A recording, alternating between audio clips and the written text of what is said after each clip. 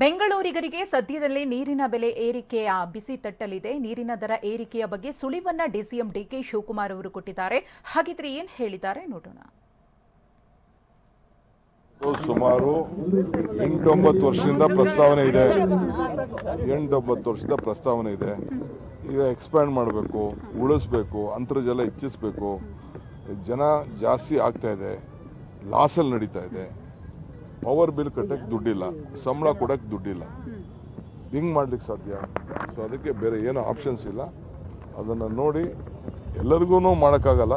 ಕೆಲವು ಸೆಕ್ಷನ್ ಅವ್ರಿಗೆ ಕೆಲವು ನೀರನ್ನು ನಾವು ಜಾಸ್ತಿ ಮಾಡಲೇಬೇಕು. ಅದನ್ನ ತೀರ್ಮಾನ. ಎರಡನೇದು ಏನು ಒಂದು ಪ್ರಪೋಸಲ್ ಮಾಡ್ತಾ ಇದ್ರೆ ಇಡೀ ಟ್ಯಾಪ್ನೆಲ್ಲ ಕಂಪ್ಲೀಟ್ ಎಲ್ಲ ಲೈನಿಂಗ್ನೆಲ್ಲ ಚೇಂಜ್ ಮಾಡ್ಬಿಟ್ಟು ಅವ್ರು ಒಂದು ಹೊಸ ಲೈನ್ ಮಾಡ್ತೀವಿ ಅಂತ ಹೇಳ್ತಾರೆ. ರೇಟ್ ಕೂಡ 30% ಜಾಸ್ತಿ ಮಾಡ್ತೀವಿ ಅಂತ ಹೇಳ್ತಾರೆ. ಬಹುಶಃ ಇದು ನಮ್ಮ ದೇಶ, ನಮ್ಮ ರಾಜ್ಯಕ್ಕೆ ಇದು ಬಹಳ ಕಷ್ಟ ಆಗ್ಬೋದು. ಬೇರೆ ಬೇರೆ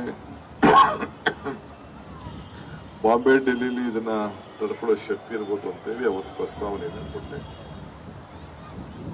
ಆಮೇಲೆ ಅದನ್ನ ವ್ಯಾಪಕವಾಗಿ ಖಂಡನೆ ಆಯಿತು, ದಯವಿಟ್ಟು. ಈಗ ನಾನು ತಿರ್ಗಾ ಈಗ BWC ಮಿನಿಸ್ಟರ್ ಆಗಿದ್ದಾಗೂ ನಾನು ಹುಡುಕೊಂಡು ಬಂದ್ರು ಕೆಲವರೆಲ್ಲ. ನಾನು ಹೇಳಿದೆ ಪವರ್ ಡಿಪಾರ್ಟ್ಮೆಂಟ್ ಅಲ್ಲೂ ಕೂಡ ಇದೇ ಬಂತಪ್ಪ,